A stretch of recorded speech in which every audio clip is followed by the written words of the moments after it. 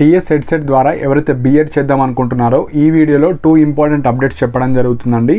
So first important update వచ్చేసి ఎవరైతే phase 1లో ఒక కాలేజ్ వచ్చిన తర్వాత సెల్ఫ్ రిపోర్ట్ చేద్దాం అనుకున్న వాళ్ళు కావచ్చు, సెల్ఫ్ రిపోర్ట్ చేసిన తర్వాత మన సర్టిఫికేట్ ఇష్యూస్ వల్ల మళ్ళీ ఏమైనా సర్టిఫికేట్ తీసుకురండి, లేదంటే మీ అడ్మిషన్ క్యాన్సిల్ అవుతుంది. సో ఇలా ఇష్యూస్ ఉన్న వాళ్ళ కోసం మనకు కాలేజ్ రిపోర్ట్ అనేది డేట్ ఎక్స్టెండ్ చేశారు. 10th సెప్టెంబర్ వరకు మీకు డేట్స్ అనేవి ఎక్స్టెండ్ చేయడం జరిగింది. అండ్ ఇలాంటి ఏమన్నా ఫాస్ట్ అప్డేట్స్ కావచ్చు, సెకండ్ ఫేజ్కి సంబంధించిన ఏమైనా ఇంపార్టెంట్ ఇన్స్ట్రక్షన్స్ వచ్చినప్పుడు ఫాస్ట్ మెసేజెస్ ద్వారా నా టెలిగ్రామ్ ఛానల్లో పోస్ట్ చేయడం జరుగుతుంది. అండ్ నా టెలిగ్రామ్ ఛానల్ యొక్క లింక్ కూడా కింద కమెంట్ సెక్షన్లో పిన్ చేసి పెట్టాను. సో ఇంకా ఎవరైనా జాయిన్ అవ్వకుంటే జాయిన్ అవ్వండి.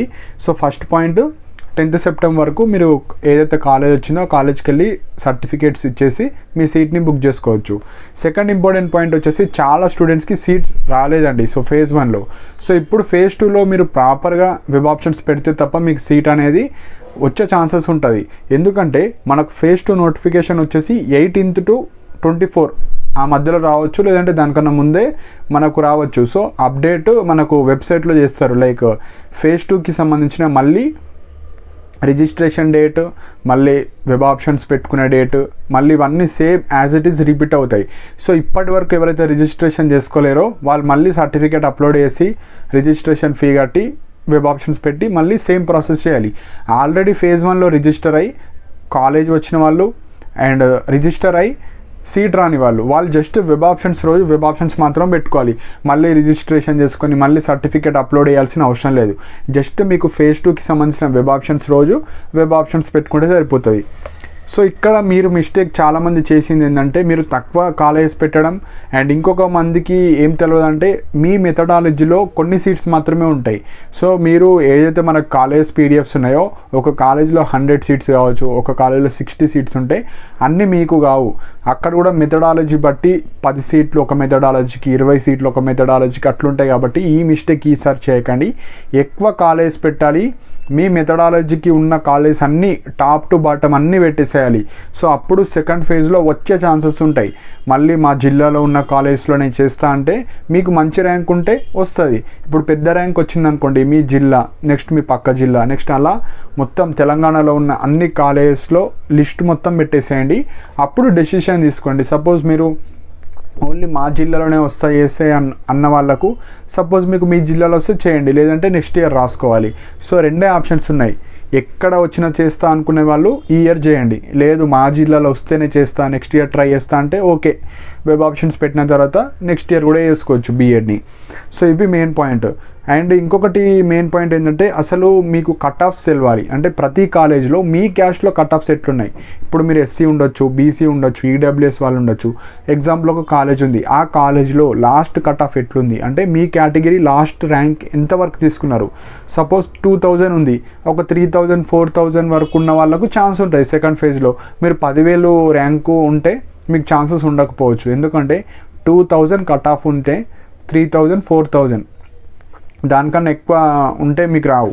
సో అలా మీరు ప్రతి కాలేజీలో మీ ర్యాంక్ చూసుకోవాలి. అండ్ ఏ కాలేజీలో కట్ ఆఫ్స్ పెద్దగా ఉన్నాయనుకోండి దాంట్లో రావడానికి అవకాశాలు ఎక్కువ ఉంటాయి. కాబట్టి ఆ కాలేజెస్ మీరు పక్కా పెట్టాలి. సపోజ్ ఒక కాలేజీలో మీ క్యాస్ట్లో 6000 ర్యాంక్కి తీసుకున్నారు, మీ ర్యాంక్ వచ్చేసి 7000 8000 ఉంటే మీకు వచ్చే అవకాశాలు ఎక్కువ ఉంటాయి.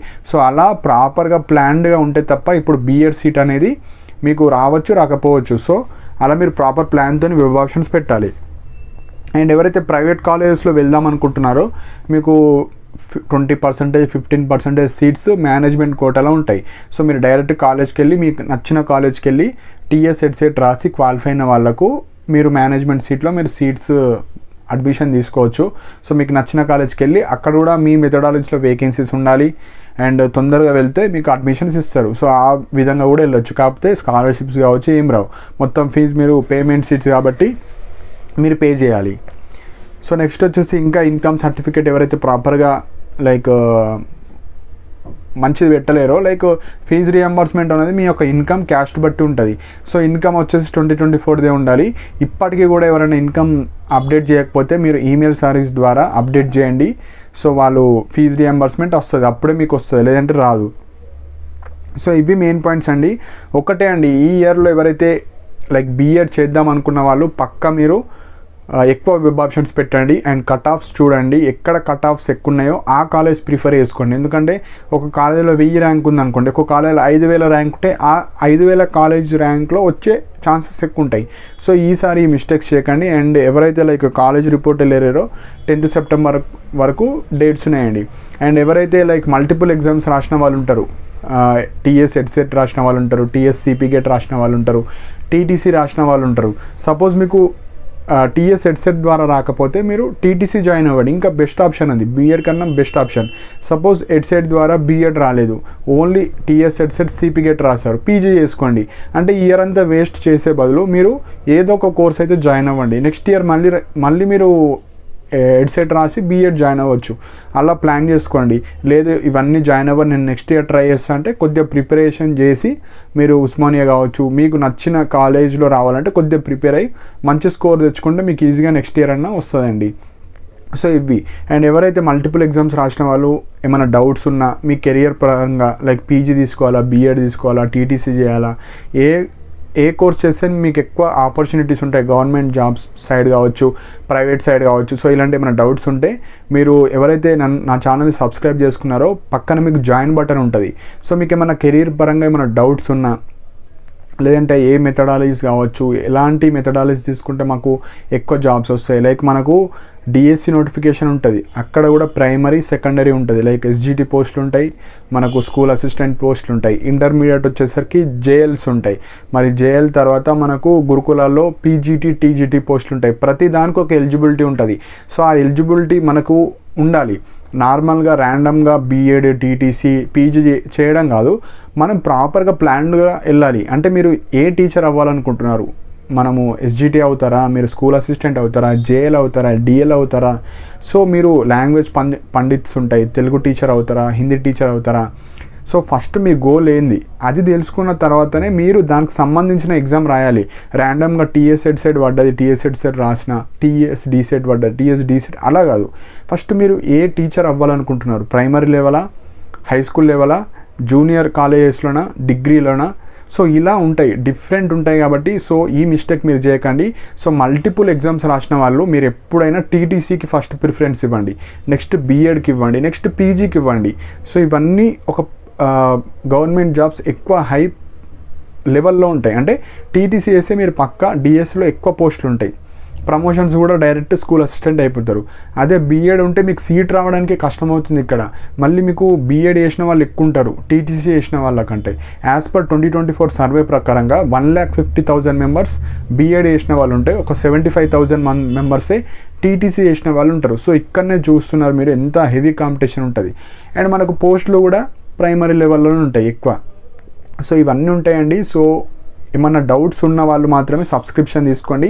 అండ్ నా ఛానల్లో కూడా అందరు స్టూడెంట్స్ ఉంటారు కాబట్టి వాళ్ళకు అఫోర్డబుల్ అయ్యే ప్రైజెస్లోనే 29 రూపీస్ మాత్రమే పెట్టిన. ఆ 29లో కూడా మనకు యూట్యూబ్ అతను ఒక 10 రూపీస్ తీసుకొని ఆ 18-19 రూపీస్ నాకు పంపుతాడు. అండ్ ఈ 1 మంత్ ఉంటుంది సబ్స్క్రిప్షన్. ఈ 1 మంత్లో మీరు ఎన్ని డౌట్స్ అన్న అడిగితే నాకు కమెంట్ సెక్షన్లో మీ యొక్క మెసేజ్ హైలైట్ అవుతుంది. సో ఆ హైలైట్ అవుతే మీకు ఏదైతే డౌట్ అడుగుతారో దానికి సంబంధించిన మొత్తం డీటెయిల్గా మీకు ఎక్స్ప్లెనేషన్ ఇవ్వడం జరుగుతుంది. సో ఏ మెథడాలజీ కావచ్చు, టీటీసీ చేయాలా, నేను బీఎడ్ చేయాలా, నేను హౌస్ వైఫ్, నేను బీఎడ్ ఎట్లా చేయాలి ప్రైవేట్లో, అలాంటి ఏమైనా డౌట్స్ ఉన్న వాళ్ళు సబ్స్క్రిప్షన్ తీసుకోండి. లేదు ఇంట్రెస్ట్ లేని వాళ్ళు, అంత బలవంతమేం లేదు, ఓన్లీ జెన్యూన్గా ఉన్న వాళ్ళు మాత్రమే తీసుకోండి. సో దట్ మీకు యూజ్ అవుతుంది. సో ఫాస్ట్ అప్డేట్స్ వచ్చేసి నేను టెలిగ్రామ్ ఛానల్లో ప్రొవైడ్ చేయడం జరుగుతుంది మెసేజెస్ రూపంలో. సో ఇంట్రెస్ట్ ఉన్న వాళ్ళు జాయిన్ అవ్వండి. అండ్ ఇలాంటి అప్డేట్స్ కోసం నా ఛానల్ని సబ్స్క్రైబ్ చేసుకోండి. And thank you for watching my video.